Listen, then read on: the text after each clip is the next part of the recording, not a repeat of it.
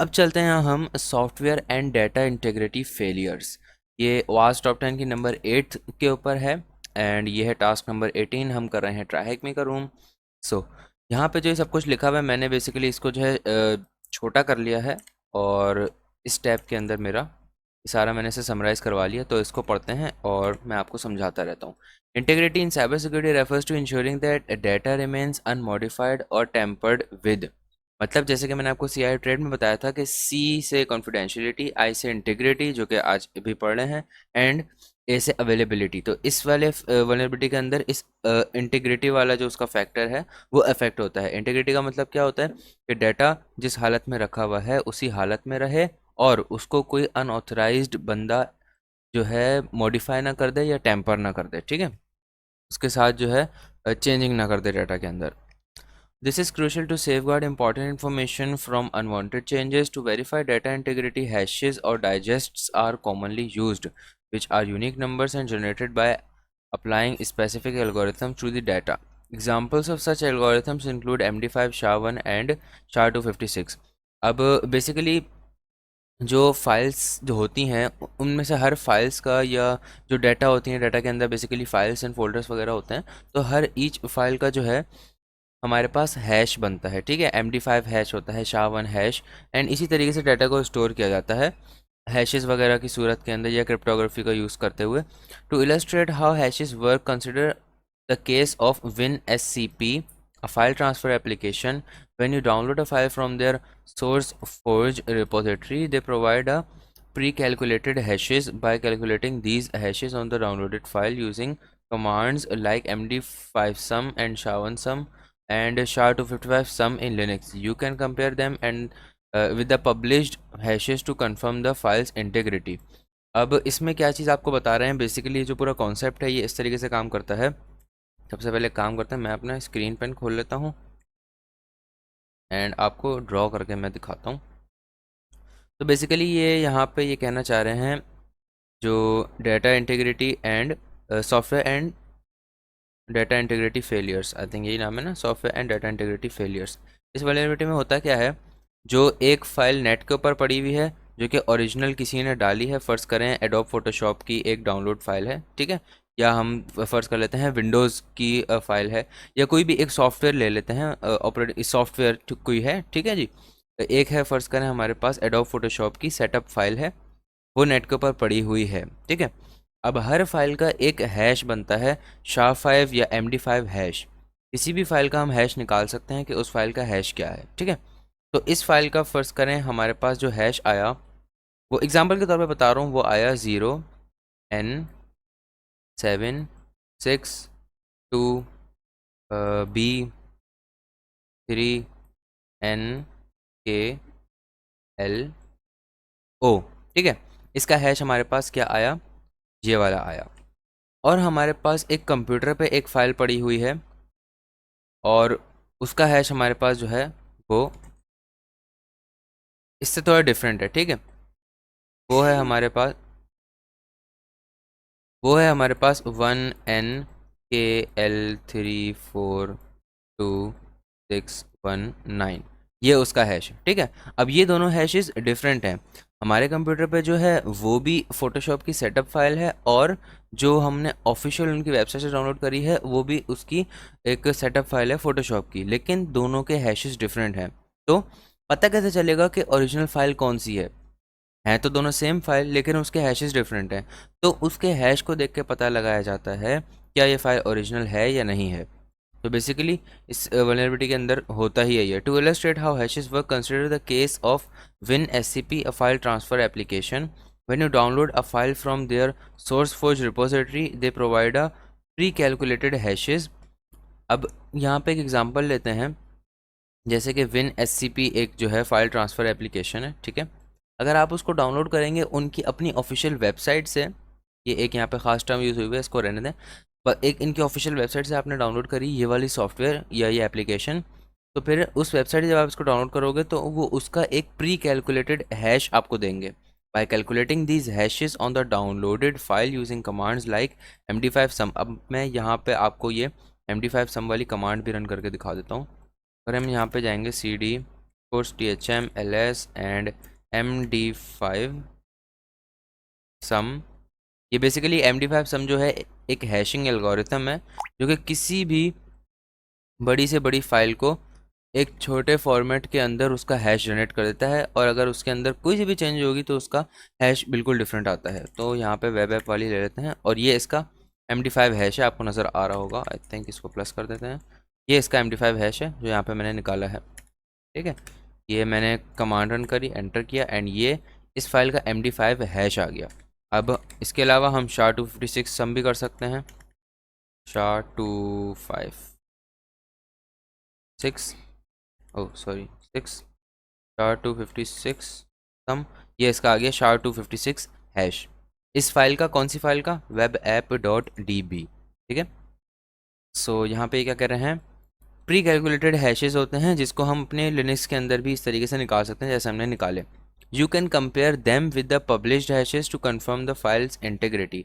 अब हम उसके जो हैशेस हमने निकाले हैं और जो उसके प्री कैलकुलेटेड हैशेस हैं उससे कंफर्म करेंगे, उससे मैच करेंगे। अब वेबसाइट के ऊपर जो मैंने आपको बताया, यहाँ पे इस तस्वीर के अंदर एक ओरिजिनल वेबसाइट से, ये वाली हमने ओरिजिनल वेबसाइट से उठाई है, एंड ये वाली जो है हमने अपनी लोकल बनाई है, या किसी ऐसी क्रैक वाली वेबसाइट या किसी और वेबसाइट से उठाई है जो कि इनकी ऑफिशियल वेबसाइट नहीं थी। किसकी, फोटोशॉप वालों की, या मैं यहाँ पे लिख भी देता हूँ, फोटोशॉप वालों की ऑफिशियल वेबसाइट नहीं थी, और हमने वहाँ से वो एप्लीकेशन उठाई। तो फोटोशॉप वालों की जो प्री कैलकुलेटेड हैश है वो कौन सा है, वो यहाँ पे मेंशन हुआ है, वो ये वाला हैश है, ठीक है।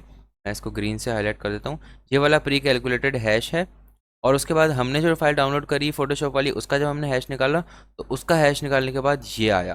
दैट मीन्स कि वो फाइल ओरिजिनल नहीं है, उस फाइल के साथ छेड़खानी हो चुकी है, या उस फाइल के अंदर चेंजिंग कर दी गई हैं। तो ये फाइल की इंटीग्रिटी चेक करता है कि दैट मीन्स इंटीग्रिटी यहाँ पे कैसे अफेक्ट हुई, बिकॉज जो ओरिजिनल फाइल थी उसको टेम्पर नहीं किया गया और उसका हैश ये है। अगर आपके पास जो फाइल है उसका हैश सेम टू सेम ये आ रहा है, दैट मीन्स जो आपके पास फाइल है वो सेफ एंड सिक्योर है, उसकी इंटीग्रिटी 100% सिक्योर है। और अगर आपके पास जो फाइल है उसका हैश इससे डिफरेंट आ रहा है, ये वाला हैश जो कि ओरिजिनल है ये आपका नहीं आ रहा, आपका जो है कुछ और हैश आ रहा है जो आपके पास फाइल डाउनलोड हुई है, जो बिल्कुल सेम इस वेबसाइट के ऊपर फाइल की तरह है, तो दैट मीन्स उसकी इंटीग्रिटी कंप्रोमाइज़ हुई हुई है, और उसकी जो है वहाँ पे हैश डिफरेंट आएगा, एंड वो अलग फाइल होगी, ठीक है। हो सकता है फोटोशॉप की सेम फाइल हो, लेकिन उसकी इंटीग्रिटी इफेक्ट हो गई है, उसका हैश सेम नहीं आ रहा, मतलब वो ओरिजिनल एग्जैक्ट वो फाइल नहीं है, उसके कोड में कहीं ना कहीं कोई भी चेंजेस वगैरह हैं। तो ये होती है हमारे पास software and data integrity failures. तो करते हैं कंप्लीट। यहाँ पे क्या कह रहे हैं, सॉफ्टवेयर डाटा इंटीग्रिटी फेलियर्स के अंदर software data integrity failures, data integrity failures. अच्छा, हमने पूरा नहीं पढ़ा उसको। यहाँ पे हमसे क्या कह रहे हैं, failure to ensure software and data integrity can lead to vulnerabilities. Two main types of vulnerabilities are software integrity failures and data integrity failures. Software integrity failures क्या होते हैं, दीज अकर्स व्हेन सॉफ्टवेयर और applications do not employ integrity checks, allowing attackers to modify the software and data supplied to the application, leading to unexpected outcomes। मतलब जो software का integrity failures होता है वो किसी सॉफ्टवेयर या एप्लीकेशन से रिलेटेड होता है, और जब हम उसको डाउनलोड करते हैं और रन करते हैं तो हम ये चेक नहीं करते वो उसका क्या MD5 उसका या हैश जो है वो सेम है या नहीं है, ठीक है। बस सिंपल सा कॉन्सेप्ट है। सेम नहीं होगा दैट मीन्स वो जो है फेक है या वो ओरिजिनल नहीं है, और जिससे हमें ख़तरा है। हो सकता है हो सकता है हैकर ने उसके अंदर कोई ऐसा मालवेयर डालो जैसे आप उसको अपने सिस्टम में रन करो और आपका सिस्टम जो है पूरा क्रैश हो जाए, या आपका रैंसमवेयर अटैक हो जाए, कुछ इस तरह का। इसके अलावा डाटा इंटीग्रिटी फेलियर्स क्या होते हैं, this category involves vulnerability arising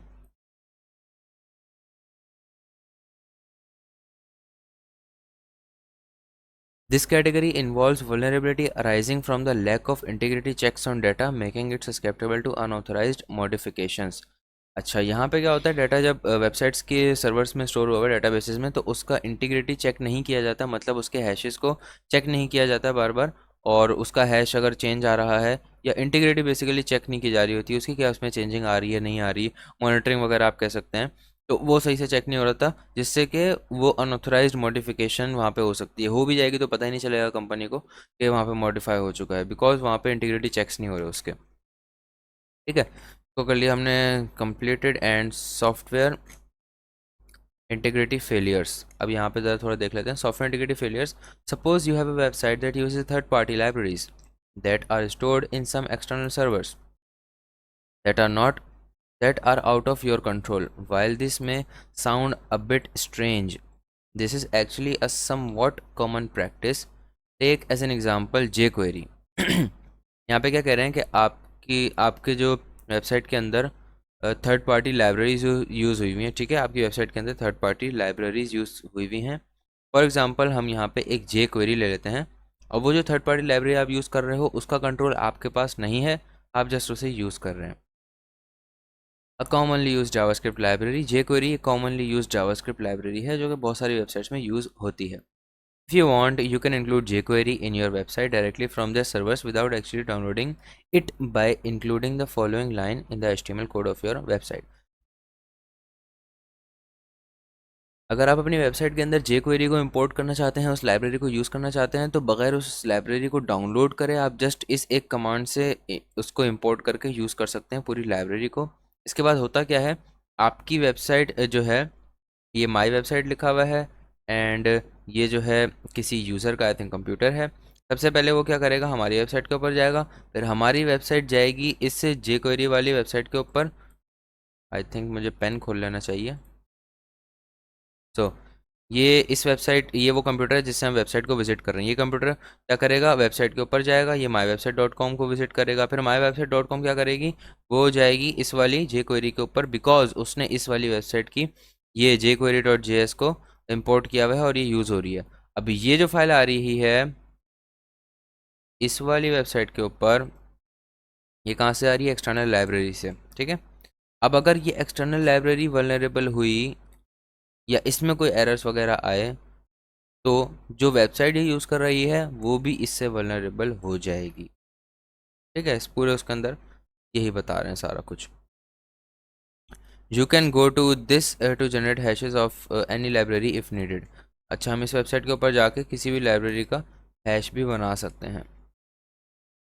इसी लाइब्रेरी को फॉर एग्जांपल ले लेते हैं, कॉपी करते हैं, पेस्ट, एंड इसका हैश यहाँ पे आ गया SHA-384, and there is the hash of this library, ठीक है जी। अब ये क्या कह रहे हैं, what is the SHA-256 hash of this library. SHA-256 hash हमें जमा कराना है इस लाइब्रेरी का। SHA-256 ये यहाँ पे देखें, स्क्रॉल डाउन है, से हम SHA-256 सेलेक्ट करेंगे, यहाँ पे हम पेस्ट करके हैश पे क्लिक करेंगे, और यहाँ पे SHA-256 का हैश बन गया, इसको करते हैं कॉपी, यहाँ पे लाके पेस्ट करेंगे, and then submit, answer is correct. Data integrity failures, what is data integrity failures. तो सॉफ्टवेयर इंटीग्रिटी फेलियर्स हमें समझ में आ गया। अब देखते हैं data integrity failures. Let's think of how web applications maintain sessions usually. अच्छा, वेब एप्लीकेशंस सेशन किस तरह मेंटेन करती हैं, या अपने यूज़र्स को किस तरीके से पहचानती हैं कि ये यूज़र कल हमारी वेबसाइट के ऊपर आया था या नहीं आया था, या इस यूज़र ने अकाउंट बनाया हुआ है, या इस यूज़र ने हमारी वेबसाइट के अंदर प्रीमियम सब्सक्रिप्शन बाय करी हुई है, and that's all kind of stuff. So वो किस तरीके से वो कुकीज़ का यूज़ करती हैं। कुकीज़ मैंने आपको थोड़ी देर पहले समझाया कि क्या होती हैं।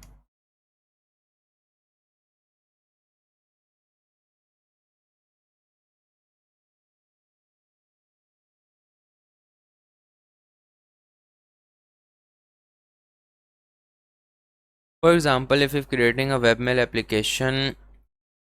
अच्छा, यहाँ पे एक काम करते हैं, पूरे को पढ़ने में टाइम बहुत ज़्यादा लगता है, इसको करते हैं कॉपी, एंड ChatGPT पे जाके बोलते हैं प्लीज़ मेक इट शॉर्ट,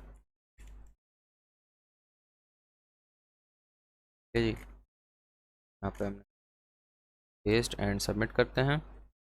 ये हम इसका जो है एक शॉर्ट फॉर्म या समरी कह लें वो निकाल के दे देगा, उसको जस्ट पढ़ के समझ में आ जाएगा कि इसके अंदर क्या लिखा हुआ है।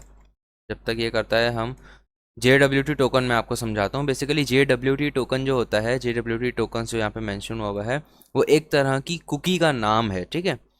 मैं अगर यहाँ पे जाता हूँ JWT.io, तो किसी भी JWT टोकन को यहाँ पे लाके आप कह सकते हैं कि एडिट किया जा सकता है, उसको डीबग किया जा सकता है। यहाँ पे उसका एल्गोरिथम हम सेट करेंगे, और देन यहाँ पे उसका सारा डाटा देखा जा सकता है।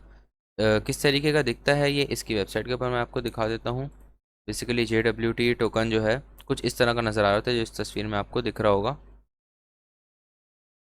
कुछ सबसे पहले एक पार्ट होता है हेडर पार्ट, देन सेंटर में payload part, and then signature part, ठीक है।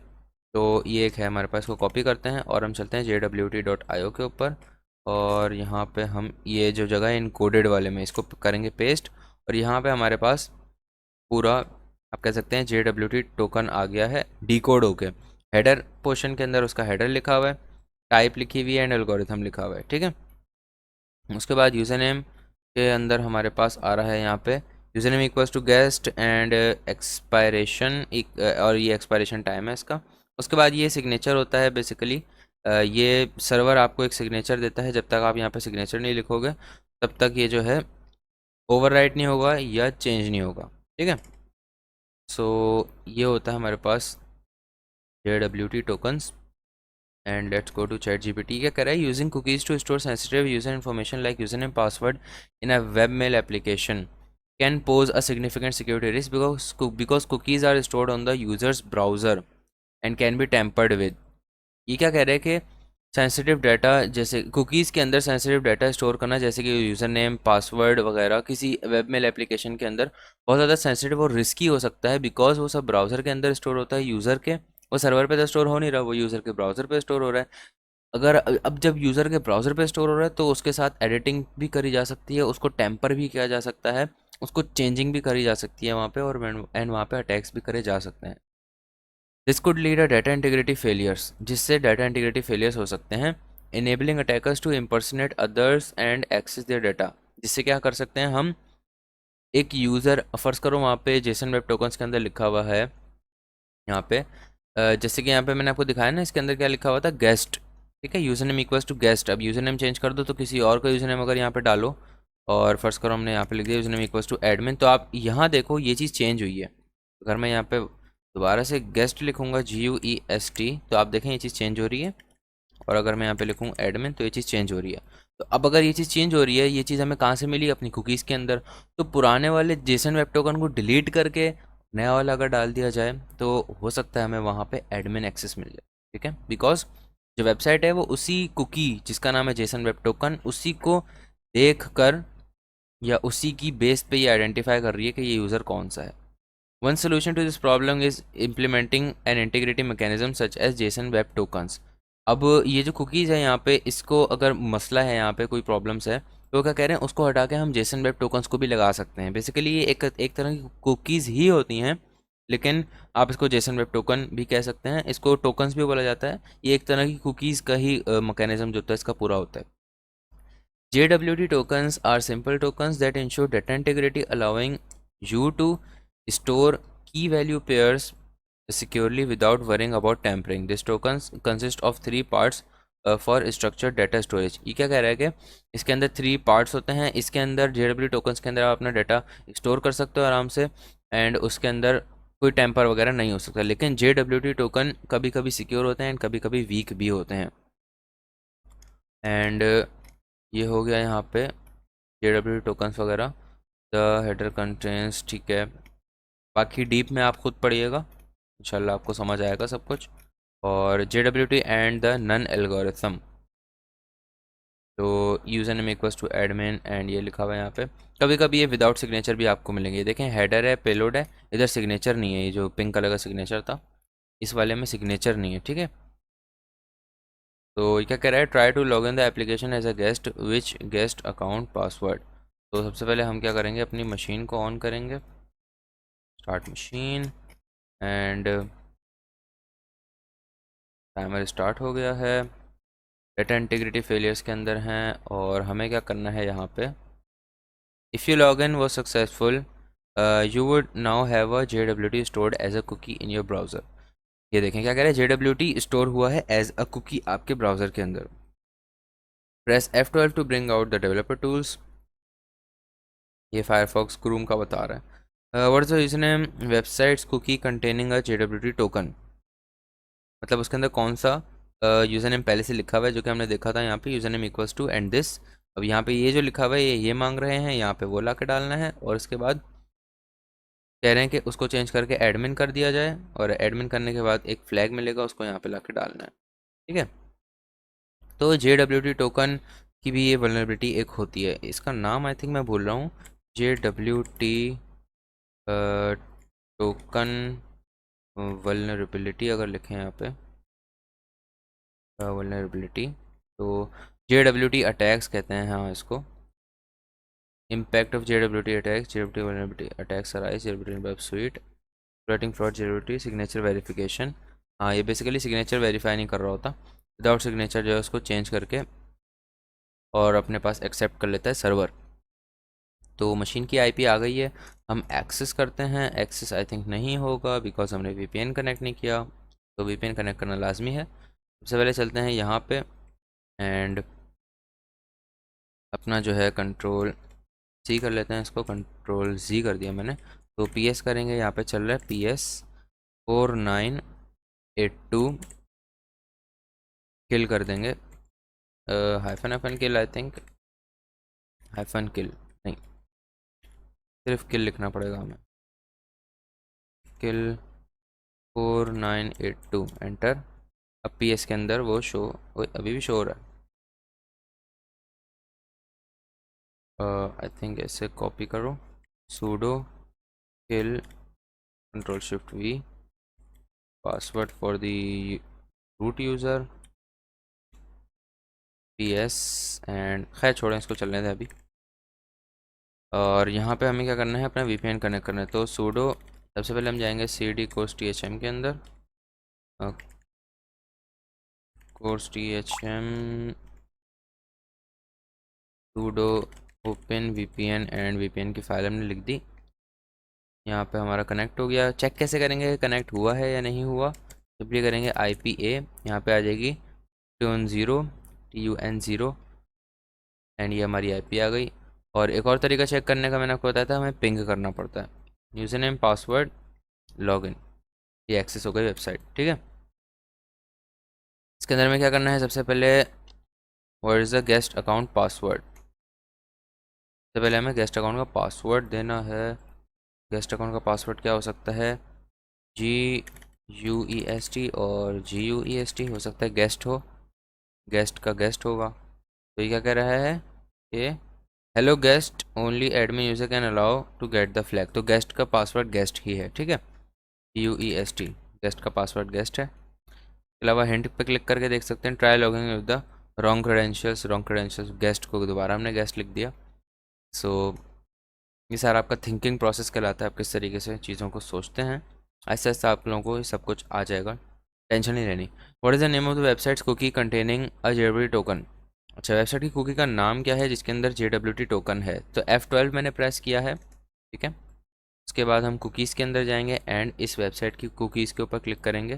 तो ये है कुकी का नेम, ये देखें कि नेम लिखा हुआ आ रहा है, कुकी का ये नेम है। तो हम जस्ट यहाँ से करेंगे कॉपी एंड ये कुकी का नेम मांग रहे हैं, तो यहाँ पे इस तरह आंसर दे देंगे। तो अभी क्या करें, JWT टोकन को कॉपी करके राइट क्लिक करके हमने यहाँ से JWT टोकन को कॉपी किया और इस वेबसाइट के ऊपर लाकर जब पेस्ट करेंगे तो यहाँ पे यूज़र नेम इक्वल्स टू, ये दिखा रहा है user name equals to this, I think यहाँ हमें पेस्ट करना था, ये इधर नहीं इधर, ये पेस्ट किया तो user name equals to guest दिखा रहा है। इसको हमने करना है एडमिन, एडमिन करने के बाद इस वाले को करना है दोबारा से कॉपी और वापस यहाँ पे जाने के बाद पुरानी वाली को सेलेक्ट करके डिलीट करना है और नई वाली पेस्ट करके एंटर करना है, ठीक है।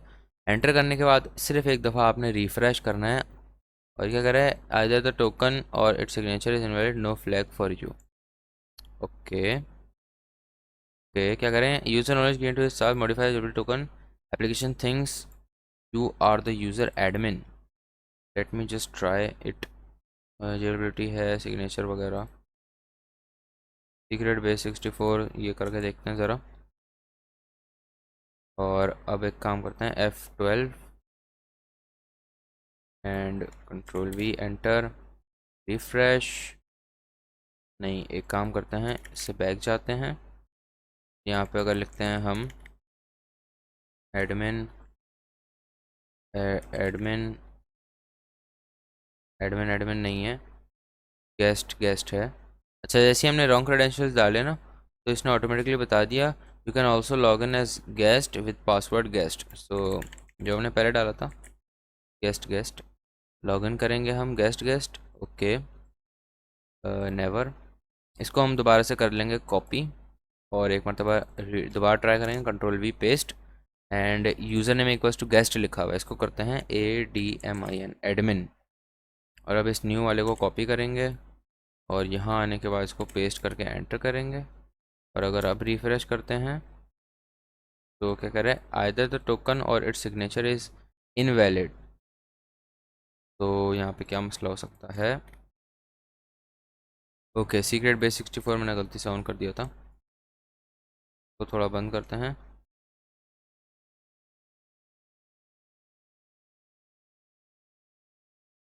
अब ज़रा इसको करते हैं कॉपी एंड यहाँ पे लाके इसको पेस्ट करके एंटर करेंगे। और इसको अगर रिफ़्रेश करेंगे तो यहाँ पे अभी कुछ भी नहीं आया है।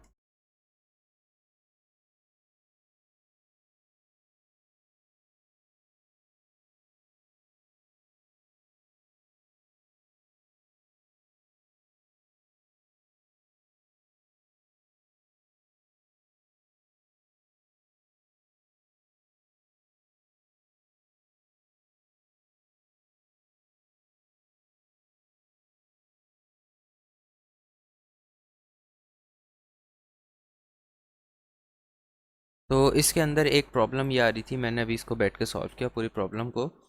तो हमें इसको जो है दोबारा से करते हैं। सबसे पहले यहाँ पे क्या उसने बोला है कि गेस्ट एंड गेस्ट से आप लॉगिन कर लें, ठीक है। और उसके बाद hello guest only admin user can allow to get the flag. और हम F12 प्रेस करेंगे डेवलपर टूल्स खोलने के लिए, और यहाँ पे कुकीज़ के सेक्शन के अंदर हमारे पास एक कुकी आ रही है, ठीक है, जिसको हम JWT टोकन कहते हैं। इसको हम सिंपली यहाँ से कॉपी करेंगे और जाएंगे jwt.io के ऊपर। यहाँ पे इसको पेस्ट करने के बाद हमें यहाँ पे इसका डाटा नज़र आ रहा है, ठीक है। यहाँ पे सिंपली हमने सबसे पहले क्या करना है, इस एल्गोरिथम को जो है नन करना है, ठीक है। इस एल्गोरिथम को NO एक मिनट NONE को नन करना है, ठीक है। रन करने के बाद हमने यहाँ से जो है का यूज़र नेम चेंज करके एडमिन करना है। और उसके बाद यहाँ पे एक आएगा, इसको जो है इसके ऊपर ये इस तरीके से सही से होगा नहीं, तो हम चलेंगे बेस 64 डी कोड एक है ये ऐप डेव टूल्स, और इसका लिंक आपको कहाँ मिलेगा, यहाँ मिलेगा, ये देख सकते हैं इसके अंदर। इसके ऊपर क्लिक करेंगे, ये यहाँ पे लिंक आ रहा है, दिस ऑनलाइन टूल के ऊपर क्लिक करने के बाद ये वेबसाइट आपके पास ओपन हो जाएगी, ठीक है। तो यहाँ पे ये बेस 64 के अंदर आपको डिकोड करके दे देगा। डिकोड के ऊपर क्लिक करेंगे, यहाँ पे इसको डालेंगे। तो हमें एक काम करना पड़ेगा, सबसे पहले हम चलते हैं अपने नोट पैड के अंदर एंड यहाँ पे इसको ले आके पेस्ट करते हैं पूरे को। एंड यहाँ पे आप देख सकते हैं ये डॉट से सेपरेटेड है पूरा, ठीक है। तो इसके 3 पार्ट्स बन जाएंगे। पहला ये है, इसको करते हैं कॉपी और इसको जाके यहाँ पे डिकोड करेंगे। तो इसके अंदर क्या आ रहा है, एल्गोरिथम हमारे पास HS256। तो इसको कॉपी करने के बाद इनकोड पे जाएंगे, पेस्ट करेंगे एंड इसको कर देंगे नन, ठीक है। और अब जो यहाँ पे हमारे पास ये चीज़ आई है, इसको करेंगे कॉपी और अपना यहाँ पे इसको पेस्ट कर देंगे, ठीक है। एक लाइन यहाँ पे डाल देंगे, ये वाला हमारे पास हो गया। सेकंड चीज़ हमारे पास है ये, इसको करना है हमें कॉपी। कॉपी करने के बाद हम चलेंगे डिकोड के ऊपर एंड यहाँ पे देखें डिकोड हो गया पूरा। एक मिनट, इसको करते हैं यहाँ से कॉपी एंड यहाँ पे जाने के बाद इसको पेस्ट करेंगे, तो ये देखें डिकोड हो गया। और इसको अब कर लेंगे कॉपी और अब इसको इनकोड करना है। इनकोड कैसे करना है, यहाँ पे हमें एडमिन लिख के इनकोड करना है। एडमिन लिखेंगे तो इसकी इनकोडिंग आ जाएगी बेस 64 के अंदर। इसको करेंगे यहाँ से कॉपी। कॉपी करने के बाद जो हमारा पहला उसका पार्ट था वो ऐसा था, और उसके बाद एक डॉट लगाने के बाद दूसरा पार्ट को एज इट इज़ ऐसे डाल देंगे एडिट करने के बाद। और उसके बाद सिंपल एक डॉट हमें लगाना है, ठीक है। तो जो सिग्नेचर है इसकी हमें कोई ज़रूरत नहीं है, ठीक है। और जब यहाँ पे हमें पूरा एडिटेड JWT टोकन इसके अंदर हमने इसको मॉडिफिकेशन करी है, इस पूरे को करना है कॉपी। कॉपी करने के बाद अपनी मेन वेबसाइट के ऊपर जाना है और जहाँ से हमने सबसे पहले कॉपी किया था पुराने वाले को डिलीट कर देंगे। और यहाँ पे अब न्यू वाला जो हमने कॉपी किया उसको पेस्ट करने के बाद एंटर करेंगे और एक मरतबा पेज को जस्ट रिफ़्रेश करना है हमने। एंड यहाँ पे हमारे पास आप देख सकते हैं ये फ्लैग आ गया। इस फ्लैग को करेंगे हम कॉपी एंड यहाँ पे नीचे जाने के बाद करेक्ट एंड सबमिट करेंगे, तो ये देखें हमारे पास करेक्ट हो गया, ठीक है जी। उसके बाद हमारे पास आता है नवा जो हमारा टॉपिक है वो है security logging and monitoring failures. इसके अंदर बेसिकली होता क्या है, जब एक कंपनी के अंदर एक नेटवर्क होता है एंड वहाँ पे जो जितने भी इंसिडेंट्स होते रहते हैं, जैसे एक फ़र्ज़ करें कंपनी है, उसके अंदर डेली के डेली उसके 1000 यूज़र्स उसकी जो है वेबसाइट को यूज़ करते हैं, जो एवरेज है वो 1000 यूज़र डेली वेबसाइट को विजिट करता है। तो बेसिकली मैंने आपको जैसे कि लॉग्स बताया था, लॉग्स क्या होते हैं, अगर नहीं बताया था तो मैं बता देता हूँ। लॉग्स जो होते हैं सिंपली किसी भी वेबसाइट के या किसी भी ऑपरेटिंग सिस्टम के लॉग्स जनरेट हो रहे होते हैं। कैसे? जो भी उस वेबसाइट के ऊपर इंसिडेंट हो रहा होता है, जो भी एक्शन परफॉर्म हो रहा होता है, उसके लॉग्स जनरेट हो रहे होते हैं। लॉग्स इन वेबसाइट्स अगर इस तरह लिखते हैं तो हर ऑपरेटिंग सिस्टम अपना लॉग जनरेट कर रहा होता है, जो भी एक्टिविटी नेटवर्क में हो रही होती है, जो भी इंटरेक्शन हो रहा होता है। जैसे कि मैं आपको एग्जांपल देता हूँ विंडोज़ की, तो विंडोज़ के अंदर जब से आपने विंडोज़ इंस्टॉल करी है तब से लेकर आज तक जितने भी एक्शन परफॉर्म कर रहे हैं, सच एज़ यूज़र क्रिएट किया, यूज़र ने लॉगिन किया, यूज़र का पासवर्ड चेंज हुआ, एंड इसके अलावा आपने कोई फ़ाइल क्रिएट करी, कोई फ़ाइल डिलीट करी, एंड कोई सॉफ्टवेयर इंस्टॉल किया, किसी सॉफ्टवेयर को आपने कितनी देर तक यूज़ किया, ये जो सारी चीज़ें होती हैं ये सारी लॉग्स के अंदर लिखी जा रही होती हैं, एंड उनको कहा जाता है लॉग्स। उसके अंदर सारी जो होते हैं इंसिडेंट्स के एक तरह की रिपोर्ट बन रही होती है, एक तरह के रजिस्टर बन रहा होता है, इसके अंदर सारी चीज़ें वो लिख रहा होता है। इसके अलावा मैंने आपको बताया था अपना important and sensitive files in Linux वाले चैप्टर के अंदर कि लॉग्स क्या होते हैं, वार लॉग्स के अंदर होते हैं, वो भी लॉग्स कहलाते हैं। वही सेम चीज़ है यहाँ पे। तो जब एक वेबसाइट के अंदर लॉग्स बन रहे हैं तो उसकी एक तो कभी कभी ऐसा होता है लॉग्स ही नहीं बन रहे होते वेबसाइट्स के ऊपर, ठीक है, तो ये भी एक वल्नरेबिलिटी है, ये भी एक सिक्योरिटी इशू है कि वेबसाइट के ऊपर या सिस्टम्स के अंदर लॉग्स क्यों नहीं बन रहे आपकी कंपनी के अंदर, क्योंकि लॉग्स उससे बाद में क्या होता है, अगर कोई हैकर है कंपनी में घुस के हैक किया उसने, तो अब जब कोई यूज़र लॉगिन कर रहा है उसका भी लॉग बन रहा है, अब जब हैकर आया अटैकर उसने भी कुछ ना कुछ किया तो उसका भी लॉग बना। तो लॉग ना बनाना ये भी एक वल्नरेबिलिटी है, और लॉग्स को सही से मॉनिटर ना करना वो भी एक वल्नरेबिलिटी है, ठीक है। लॉग्स आप बना रहे हैं लेकिन उनको आप मॉनिटर नहीं कर रहे, उनके अंदर जो एक्टिविटीज़ हैं या उसके अंदर जो आप समझ लें कि अनवांटेड या अनएथिकल कुछ अगर आपको लग रहा है, कुछ एक्स्ट्रा लग रहा है जो शेड्यूल से आउट है, या आपको उसके अंदर कुछ ऐसी चीज़ें नज़र आ रही हैं जो कि आम तौर पे आपकी ना वेबसाइट के ऊपर होती हैं ना आपके लॉग्स में कभी आपने देखी, कुछ अनवांटेड या आर्बिट्री एक्शंस अगर आपने वहाँ पे देखे, तो वो सारा security logging and monitoring failures के अंदर, इस वल्नरेबिलिटी के अंदर आता है। यहाँ पे सारा वही चीज़ डिफाइन हुई है। अब यहाँ पे क्या कह रहा है, what is the IP address is attacker using, attacker कौन सा आईपी एड्रेस यूज़ कर रहा था। तो डाउनलोड टास्क फाइल के ऊपर करेंगे, ये हमारे पास डाउनलोड हो गई है। तो जो है हम एक काम करते हैं, हम चलते हैं अपने टर्मिनल के अंदर एंड फाइल का नाम नोट कर लेते हैं। सबसे पहले फाइल का नाम क्या है, login-logs.txt, ठीक है। तो यहाँ पे हम एक काम करते हैं, अपने टर्मिनल को ले आते हैं यहाँ पे and move login hyphen ignats dot slash downloads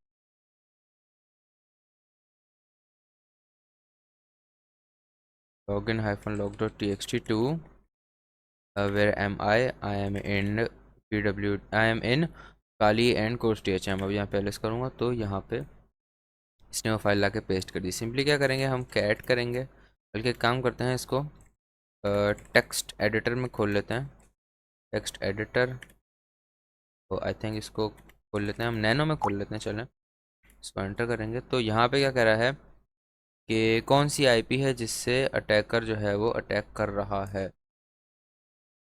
किधर गया हमारा, what IP address is the attacker using, check for common actions in short sequence of time. अच्छा जी, तो यहाँ पे हमारे पास ये देखें आप 401 अनऑथराइज्ड एडमिन एनोनिमस रूट, ये जो हैं चारों रिक्वेस्ट हैं, ये जो है चारों रिक्वेस्ट हैं आपको यहाँ पे जो देखने के लिए मिल रही हैं, ये चारों लॉगिन रिक्वेस्ट हैं, और ये चारों 8:15, 8:20, 8:25, 8:30, ये 5-5 मिनट के गैप से हुई हैं सारी। बाकी जो हैं एक 19 बजे क्या होता है ये 12, 13, 14, 15, 16, 17, 19, आई थिंक 7 बजे हुई है ये, 11 बजे, ये 55 और 21 ये डिफरेंट डिफरेंट टाइम फ्रेम्स के ऊपर हुई है, बट यहाँ पे ये जो 4 हुई हैं ये अनऑथराइज्ड भी हैं। और इसके अलावा ये चारों बहुत जल्दी जल्दी हुई हैं, मतलब ऐसा लग रहा है ब्रूट फोर्स अटैक किया है कि 5-5 मिनट के उससे जो है एक एक लॉगिन अटैम्प्ट हो रही है। और एक एडमिन है, एक एडमिनिस्ट्रेटर एनोनिमस रूट, तो ये यूज़र्स भी ऐसे हैं कि जो एडमिन एक्सेस पे हैं। तो मोस्ट प्रोबेबिलिटी यही है कि एडमिन उसकी अटैकर की आईपी यही होगी। तो यहाँ पे पेस्ट करते हैं आईपी को, and yes answer is correct. क्या कह रहे हैं, what kind of attack is being carried out. So यहाँ पे हो सकता है हमारे पास कि एक छोटे टाइम फ्रेम में बहुत ज़्यादा लॉगिन अटैम्प्ट्स हो रही हैं, मींस वहाँ पे हो रहा है ब्रूट ब्रूट फोर्स, ठीक है। तो ये बेसिकली होता है। अब अगर किसी वेबसाइट के ऊपर अच्छी तरीके से सिक्योरिटी लॉगिंग एंड मॉनिटरिंग लगा हुआ होगा, एंड वहाँ पे इम्प्लीमेंटेशन अच्छी हुई भी होगी, सिक्योरिटी थोड़ी अच्छी होगी, टाइट होगी, तो वहाँ पे अगर कोई इस तरह का ब्रूट फोर्स अटैक कर भी रहा होगा तो उसको फ़ौरन ब्लॉक कर दिया जाएगा, एंड फिर वो दोबारा नहीं कर पाएगा, उसकी आईपी एड्रेस को ब्लॉक कर दिया जाएगा, दोबारा फिर एक्सेस ही नहीं कर पाएगा, ठीक है। तो ये हो गया हमारे पास सिक्योरिटी लॉगिंग एंड मॉनिटरिंग। अब लास्ट के ऊपर बढ़ते हैं, जो है हमारा सर्वर साइड रिक्वेस्ट फॉरजरी। बेसिकली हम इसके अंदर सर्वर को कहते हैं, ये सर्वर साइड जो रिक्वेस्ट्स हो रही हैं, मतलब सर्वर जो रिक्वेस्ट कर रहा है, सर्वर अगर किसी लाइब्रेरी से कुछ डाटा मांग रहा है, जैसे कि मैंने आपको पहले भी बताया था, लाइब्रेरीज वगैरह से जो वेबसाइट है वो डाटा मांगती है, तो वेबसाइट इटसेल्फ क्लाइंट साइड पे तो नहीं मांगेगी, सर्वर साइड पे मांगेगी। तो सर्वर साइड जो रिक्वेस्ट जा रही हैं हम उनको मैनिपुलेट कर लेते हैं सर्वर साइड रिक्वेस्ट फॉर जरे के अंदर, ठीक है। इसके अलावा आप क्या कर सकते हैं, यूट्यूब पे जाके वीडियोस देख सकते हैं जो कि आपको एग्जांपल्स से समझाएंगे, और इसके अलावा प्रैक्टिकल वे में भी समझाएंगे। लेकिन इसका जो बेसिक मैं आपको अगर बताऊं, तो मैं स्क्रीन पेन अपना किधर है, मेरा स्क्रीन पेन ये आ गया यहाँ पे। स्क्रीन पेन खोलते हैं एंड फोर्स क्विट नाउ। इसको एक मरतबा ऑन कर लेते हैं दोबारा, तो ये बंद हो गया यहाँ पे स्क्रीन पेन, ठीक है जी। यहाँ पे खुल गया हमारे पास स्क्रीन पेन, एंड बेसिकली इसमें हम करते क्या हैं, ये हमारा जो है सर्वर है, ये क्लाइंट है, एंड यहाँ पे जो मैं बना रहा हूँ रेड कलर से, ये बेसिकली वो लाइब्रेरीज या कुछ ऐसी वेबसाइट्स हैं जिनसे सर्वर डाटा उठा के हमें दिखाता है। और यहाँ पे मैं अपना ब्राउज़र भी बना लेता हूँ, ये है हमारा ब्राउज़र, ठीक है। ये मेरी ब्राउज़र की विंडो आ गई, ठीक है। अब बेसिकली होता क्या है यहाँ पे, जब मैं क्लाइंट साइड जाता हूँ ब्राउज़र के अंदर और मैं एक्सेस करता हूँ इस वेबसाइट को, जो कि इस सर्वर के ऊपर है, ठीक है। इस वेबसाइट को मैंने एक्सेस किया, ये बेसिकली सर्वर है उसका। तो सर्वर क्या करता है, कुछ फाइल्स यहाँ से उठा के लेके आता है, कुछ फाइल्स वो क्या करता है यहाँ से उठा के लाता है, इधर से फाइल ये इधर भेजता है, और उसके बाद सर्वर फिर इसके पास जाएगा, ये फाइल्स यहाँ भेजेगा, ठीक है। तो अब सर्वर रिक्वेस्ट कर रहा है, ठीक है। उसके अंदर होता क्या है, रिक्वेस्ट जो हमारी क्लाइंट साइड की तरफ से जारी होती है, उसके अंदर कभी कभी कुछ ऐसे पैरामीटर्स होते हैं जिससे सर्वर साइड पे क्या रिक्वेस्ट होना है वो लिखा हुआ होता है। तो हम क्या करते हैं, बेसिक जो कॉन्सेप्ट इसका होता है, जो कि सर्वर साइड पे रिक्वेस्ट सर्वर भेज रहा होता है, सर्वर भी रिक्वेस्ट भेज रहा है, मैंने आपको जैसे पहले भी बताया था, सर्वर भी कभी कभी क्लाइंट का रोल प्ले करता है, ठीक है। हम एक मर्तबा यहाँ क्लाइंट हैं और हमारे लिए ये सर्वर है ग्रीन वाला, ठीक है। लेकिन ये जो रेड वाले सर्कल्स हैं, ये वाले जो रेड कलर के हैं, इनके लिए ये खुद सर्वर हैं, और इनके लिए ये ग्रीन वाला जो हमारा सर्वर है ये क्लाइंट है, ठीक है। तो जब ये ग्रीन वाला सर्वर इन रेड वाले जगहों से या लाइब्रेरीज से चीज़ें लोड करेगा अपनी वेबसाइट के ऊपर, या यहाँ से कुछ रिसोर्सेज लोड करेगा अपनी वेबसाइट के ऊपर, कुछ कंपोनेंट्स लोड करेगा, तो जब वो लोड कर रहा है तो जाहिर सी बात है वो रिक्वेस्ट भेज रहा है, तो उस रिक्वेस्ट को हम मैनिपुलेट कर लेते हैं, एंड हम फिर उसको मिसयूज़ कर लेते हैं। ये इसका बेसिक कॉन्सेप्ट है, ठीक है। इससे डायग्राम के अंदर भी इन्होंने समझाया हुआ है यहाँ पे कि my website SMS question mark server equals to, and ये उसका जो है पूरा आ रहा है, अगर आप कह लें एक URL या उसका डोमेन SRV service3.sms.thm, हेलो। तो सेंड रिक्वेस्ट गई माई वेबसाइट, एंड सेकंड में बिल्ड क्वेरी टू दिस। अब इस वेबसाइट ने क्वेरी करी किसको, सर्वर 3 सर्विस 3.sms.thm जो कि इसकी वेबसाइट के अलावा एक दूसरी वेबसाइट, या आप कह लो कि एक दूसरा सर्वर है, ठीक है। और फिर वो थर्ड स्टेप के अंदर उसको वापस दे देगा वेबसाइट को डाटा, एंड वो हमें शो करवा देगा, ठीक है। तो ये बेसिकली इसके अंदर होता है सर्वर साइड रिक्वेस्ट फॉर जरे अटैक। एंड इसके अंदर फिर ये हमें बता रहे हैं कि नेटगेट का लिस्नर वगैरह उन ऑन करें आप। एंड अब चलते हैं इस वल्नरेबिलिटी की लैब के ऊपर और इसको देखते हैं ये कैसे सॉल्व होगी। थोड़ा छोटा कर लेते हैं। यहाँ पे क्या लिखा हुआ है, एक तस्वीर है, यहाँ पे डाउनलोड रेज्यूमे का एक बटन है, कुछ डाउनलोड हुआ है, यहाँ पे डाउनलोड डॉट PDF को भी देख लेंगे। इसके ऊपर क्लिक करते हैं, होम पोर्टफोलियो एडमिन एरिया के ऊपर अगर हम जाते हैं तो क्या करें, admin interface only available from local host, ठीक है। होम के ऊपर जाएंगे तो ये होम आ गया, ये तस्वीरें आ रही हैं, फोटोग्राफी, एंड आई थिंक ये इसकी रेज्यूमे है। इस फाइल को ज़रा खोल के देखते हैं।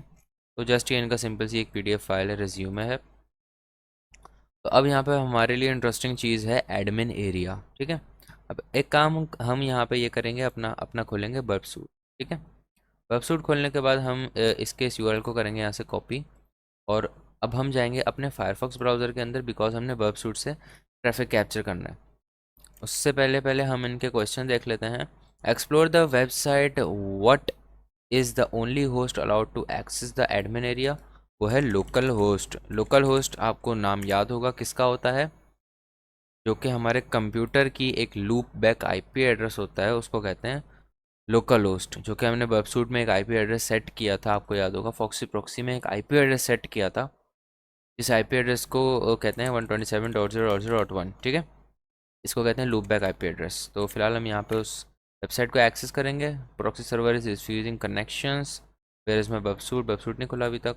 क्या करते हैं इसको, एंड ये यहाँ पे हमारे पास आ गया बर्ब स्वीट या बर्ब सूट, ठीक है।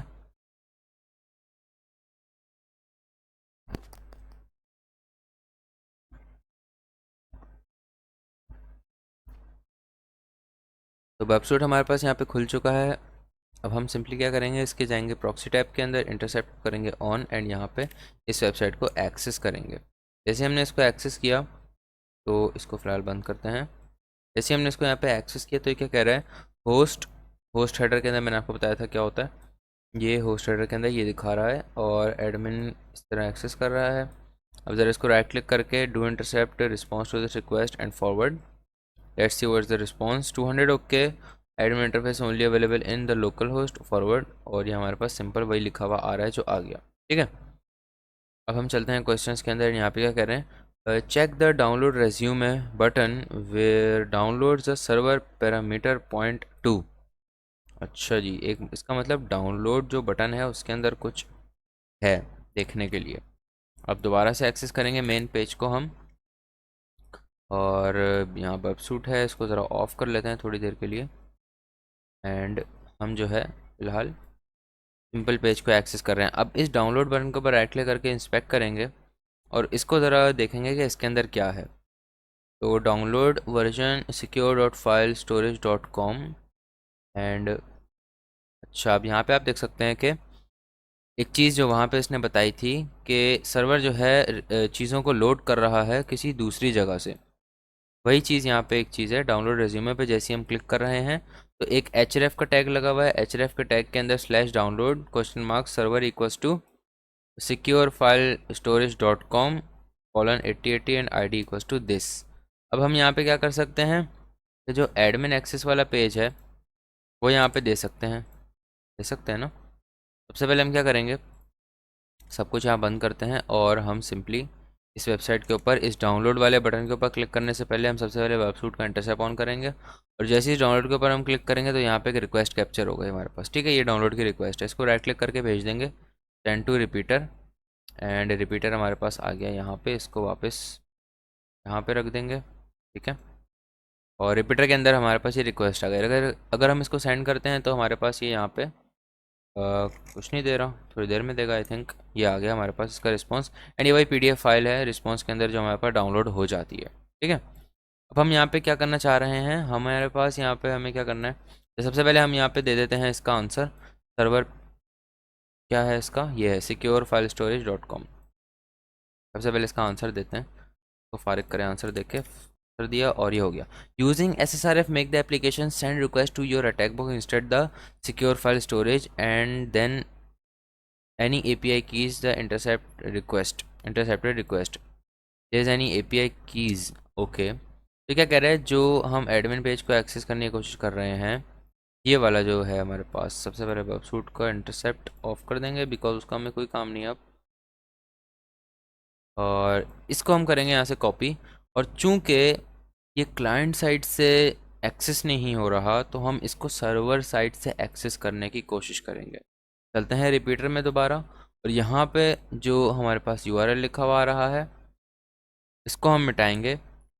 एंड यहाँ पे एक मिनट, Ctrl Z, इसको मिटाने के बाद तो करते हैं पेस्ट, एंड इसको सिंपली अगर हम सेंड करते हैं तो हमारे पास क्या आ रहा है, नो फाइल सिलेक्टेड। ओके, अगर हम ये करते हैं कि कुछ इस तरीके से अगर लिखते हैं, तो अभी भी कह रहे हैं नो फाइल सिलेक्टेड। देखते हैं हमें इसके अंदर करना क्या है। यूजिंग SSRF make the application send the request to your tag box instead of the secure file storage. अच्छा, टैग बॉक्स की तरफ एक हमें सेंड करनी है, तो स्लैश एडमिन को, एक मिनट एक काम करते हैं, Ctrl Z, और यहाँ जो एक पैरामीटर था उसको दोबारा से लेके आ जाते हैं। एंड हम सिंपली क्या करते हैं, चीज़ को सबसे पहले यहाँ पेस्ट करते हैं, एंड यहाँ से जस्ट सिंपली इस IP को कॉपी करेंगे हम, और इस IP को हम यहाँ लाके पेस्ट कर देंगे। बाकी हमारे पास पोर्ट नंबर बिल्कुल सेम है, एंड बाकी सारी चीज़ें ठीक ठाक हैं। और अब इसको हम करेंगे सेंड। उन्होंने क्या बोला, अटैक बॉक्स की तरफ एक रिक्वेस्ट आप सेंड करो, इस तरीके से। अब हमारे पास आ गया 200। ओके, और हमने इधर एक रिक्वेस्ट सेंड कर भी दी। अब ये क्या कह रहे हैं, जो इसका रिस्पॉन्स आएगा, इसके अंदर कोई API होगी। अगर हम यहाँ पे सर्च करते हैं API, तो यहाँ पे फ़िलहाल तो कोई भी नहीं है। चलते हैं ट्राइक मी वेबसाइट के ऊपर। Are there any API keys in the intercepted request?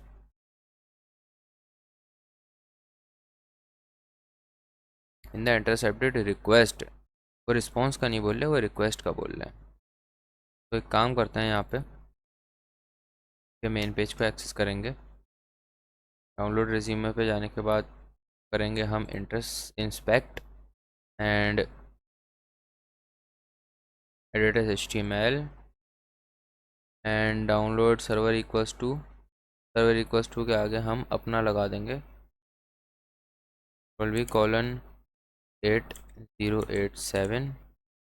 ठीक है, अगर हम यहाँ पे कुछ इस तरह का लिख दें और फिर हम क्लिक करें डाउनलोड रिज्यूमे के ऊपर, फिर देखते हैं हमारे पास क्या चीज़ आ रही है। तो वो कह रहे थे रिक्वेस्ट के अंदर हमें देखना है क्या चीज़ है।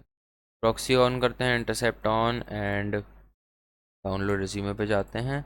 और इसके अंदर कह रहे थे कोई API की हमें मिलेगी। There is no any API key over here, कुछ नहीं मिल रहा भाई हमें तो going the extra mile there is way to use SSRF to gain access to the site's admin area, can you find it? Okay, you need to you won't need this flag to progress the room, you can expect it to do some research in order to achieve your goal। अच्छा जी, using SSRF make the application send. अब एक काम करते हैं, हम इसको ज़रा गूगल पे जाकर सर्च करते हैं। एंड मैं इस वीडियो को काट नहीं रहा बीच में से, बिकॉज इस तरह की रिसर्चिंग आपको भी करनी पड़ेगी। ठीक है, SSRF को थोड़ा देखते हैं हम। ठीक है, यहाँ पे इसको कैसे करना है, एंड API कुछ इस तरह की है। तो यहाँ पे अगर हम जाते हैं एडमिन एरिया के ऊपर, तो पहले देखेंगे हमारा वेबसूट, तो राइट क्लिक करके do intercept response to request forward, and forward क्या ही है, ये भी रिक्वेस्ट है, ये भी रिक्वेस्ट ही है। रिस्पॉन्स का इंतज़ार कर रहे हैं हम, रिस्पॉन्स हमें यहाँ देखने के लिए मिलेगा।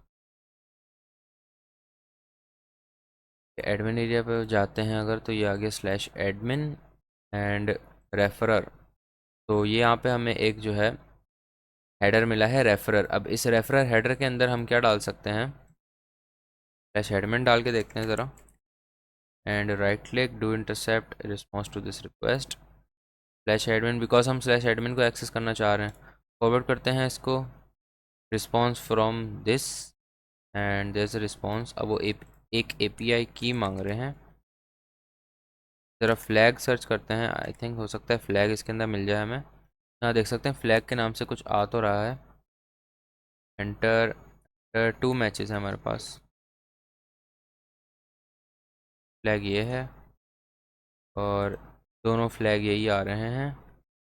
एंड यहाँ पे flag decode, there is no any flag over here. Flag के अगर करली ब्रेसेस लगा दें तब तो है ही नहीं। ठीक है, तो हम क्या करेंगे, इसका एक ज़रा वॉक थ्रू देख लेंगे। अब मैं आपको बता देता हूँ वॉक थ्रूज क्या होते हैं। इसको आपको जिससे आपको सॉल्व करने में आसानी होती है। जब मैंने यहाँ पे सर्च किया तो ये क्या आ रहे हैं, वॉक थ्रूज आ रहे हैं। ठीक है, try hack me was top 10 and इसका पूरा वॉक थ्रू में क्या होता है समझाया हुआ होता है, ये क्या है कैसे एंड इसको कैसे करना है। सबसे नीचे जाएंगे और यहाँ पे हम देख लेंगे सर्वर साइड रिक्वेस्ट फॉर्जरी इस तरीके से परफॉर्म किया है उन्होंने। ठीक है, एंड यहाँ पे SSRF ये आ गया।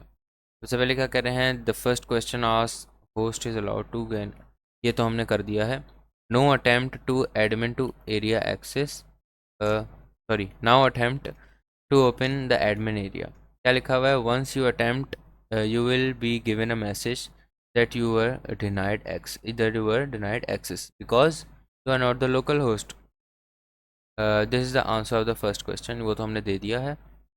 And the next question asks from the server parameter resume download, go back and to the home page, hover your pointer to them or alternatively click the inspector button and जैसे हमने इसका answer दिया secureflagstorage.com, इसका भी हमने answer दे दिया। उसके बाद हमें क्या करना है, simply the next question asks us to attempt the request via SSRF. We are going to the link which should be similar to this। कुछ इस तरह का लिंक हमें देखने को मिला था।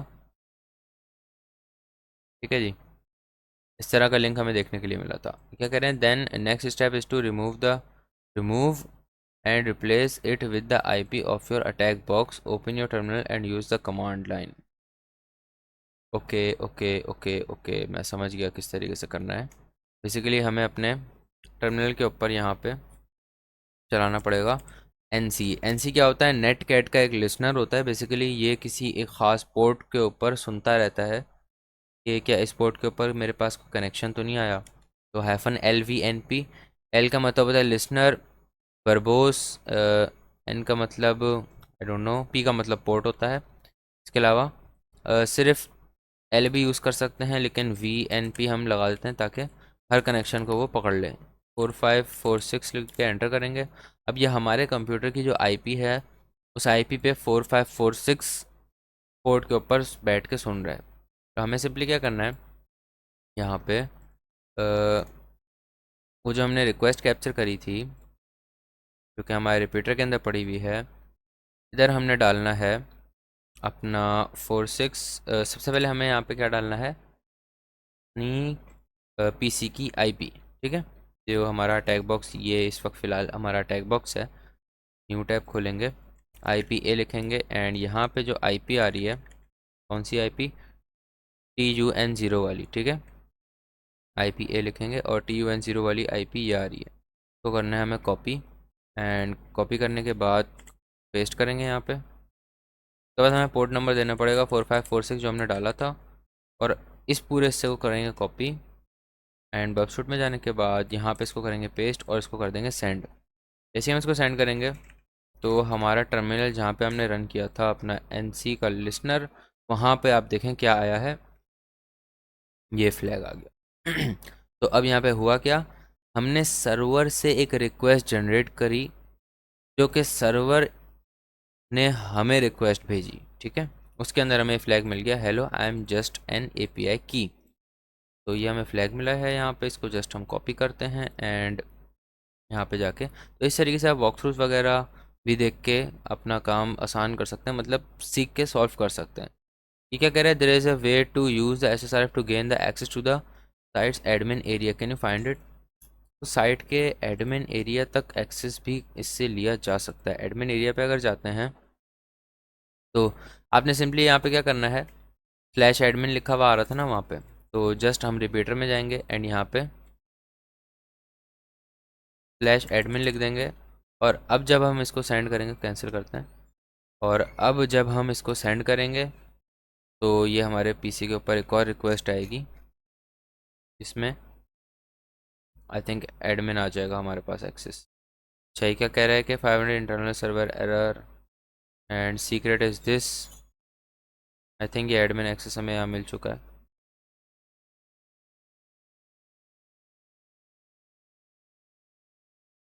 और आई थिंक ये पूरा एडमिन का एक्सेस है। Console logged and the debugger can't. तो रेंडर करके देख लेंगे हम यहाँ पे हमारे पास क्या चीज़ आ रही है। तो रेंडर के अंदर कुछ नज़र तो नहीं आ रहा। ये देखो यहाँ पे हमें एडमिन एक्सेस मिल गया। आई थिंक ये पूरा एडमिन एक्सेस पेज है, ये वो पेज नहीं है जो हमें पहले मिल रहा था। इंटरनल सर्वर एरर, सर्वर का कोई एरर है। खैर यहाँ पे देखो हमें सीक्रेट भी मिल गया है, कंसोल मोड वगैरह ये सारी चीज़ें। मे बी ये एडमिन पेज होगा। तो खैर हमारा यहाँ पे सॉल्व तो हो गया, इसको हम करते हैं कंप्लीटेड। एंड व्हाट्स नेक्स्ट के अंदर क्या करें, beginner level pathway find the rooms को कंप्लीट करते हैं। एंड यहाँ पे congratulations, our vast top 10 2021 which is updated is completed. तो चलते हैं नेक्स्ट लेक्चर की तरफ, जिसके अंदर हम लाइव बग बाउंटी हंटिंग करेंगे, और उसके अंदर मैं काफ़ी सारी चीज़ें आपको सिखाने वाला हूँ। हो सकता है 1.5 घंटे का लेक्चर हो, 2 घंटे का लेक्चर हो सकता है, लेकिन वो कंटिन्यू होगा, कोई कटिंग नहीं होगी। जो एरर वगैरह जो मसले आएंगे वो सारे आपके सामने होंगे, क्योंकि बिकॉज ये सारे काम करते हुए प्रॉब्लम्स काफ़ी ज़्यादा आती हैं। मैं चाहूँ बीच में ये सारी वीडियो काट के आपको सारी मक्खन मलाई क्रीम दिखा दूँ, और वहाँ पे जो रास्ते में रुकावटें हैं वो छुपा लूँ। ऐसा नहीं करूँगा, जो है वैसा सीख सब कुछ वैसे ही दिखाऊँगा, ठीक है। तो चलते हैं नेक्स्ट लेक्चर के ऊपर, एंड वहाँ पे देखते हैं हम बग बाउंटी हंटिंग को, ठीक है जी।